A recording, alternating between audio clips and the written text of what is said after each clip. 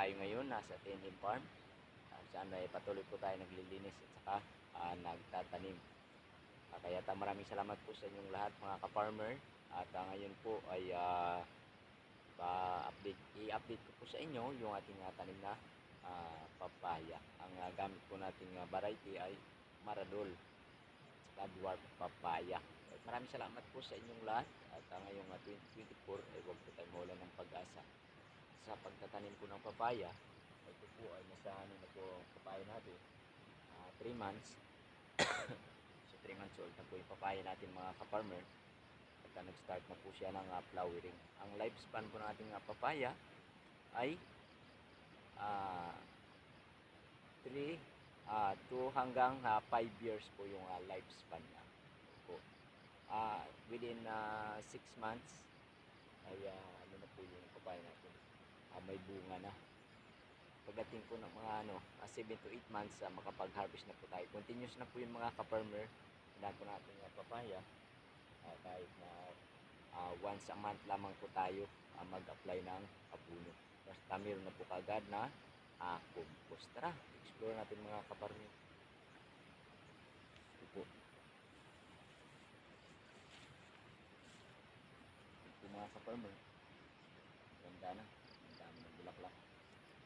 Yun, ating tanim na papaya.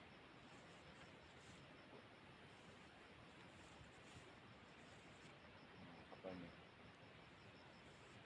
At ang kagandahan po sa sa papaya farming ay hindi po siya gaano matrabaho. Kahit na marami siyang damo, ay continuous po yung paglago at pamumunga ng ating papaya. Ang kalaban lang po natin dito ay bagyo. Pero binigyan naman po tayo at nagkaroon ng initiative na lagyan natin ng balag. Dami naman tayong kawayan. At maraming salamat po sa inyong lahat. Ito po yung first batch natin. Na papaya, kailangan na alalayan natin ng tubig kasi na pag-init po mga ka-farmer. Paborito po ng papaya, sabi ng iba ay kailangan malinis na malinis, pero sa atin pong experience mas mainam po na mayroong mga damo-damo para mayroong mga bulati. Kaya maraming salamat po sa inyong lahat. At ito naman po yung ating third batch na papaya. Lilinisan natin. Malusog na rin po yung huli natin kanina papaya mga ka-farmer. Ang una po ay nasa 20 po yung una nating tanim. At meron po tayong pahabol ulit na 30 puno. Kaya nagpupunla po ulit tayo para matarget po natin yung 1,000 puno na papaya. Dahil sa pagtatanim ng papaya, pwede po natin gawing extra income ito mga ka-farmer.